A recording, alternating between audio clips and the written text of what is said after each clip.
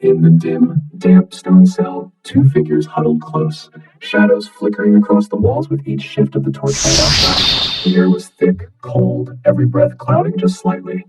One of them, eyes wild and darting, gripped his cellmate's sleeve, voice barely a rasp above a whisper.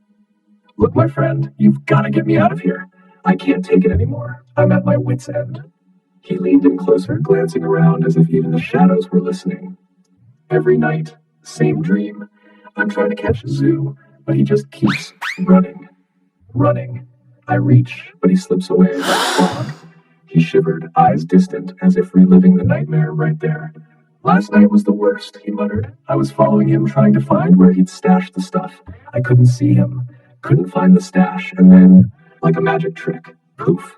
He snapped his fingers, and the sound seemed to echo ominously, bouncing off the cold walls. Zoo's gone, just like that.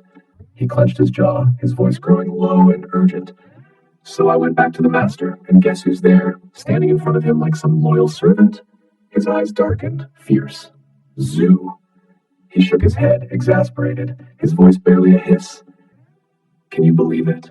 He's telling the master I did it. I looked him right in the eye and said, Zoo, my confidence is so high it could kill a monkey.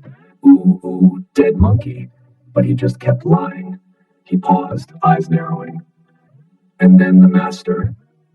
He drew in a breath. The master used those tricks of his. Stripped Zoo bare, just like that, and Zoo started confessing. Can you believe it? His hands trembled as he recounted it, fingers digging into his friend's arm. And then it happened.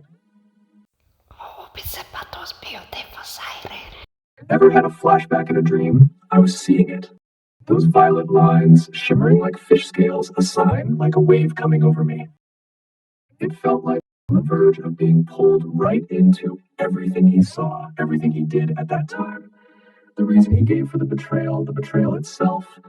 I felt myself slipping into it. He kept talking. And in the glimmer of his eyes, there was truth. It was like he was drawing me in, taking me back to the exact moment he did it, where I'd finally know everything. But then his voice broke, bitter and ragged.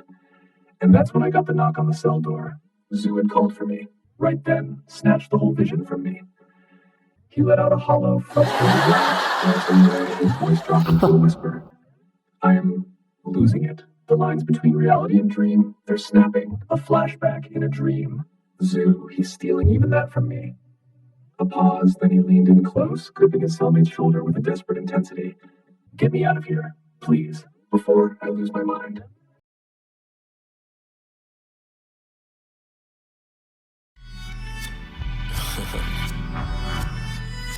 Elvis Leslie. God. Why Alex? Alexis. I'm just sit with this one still. I can go faster, let me take it there. Yeah. I need some air from your toxic atmosphere. Yeah.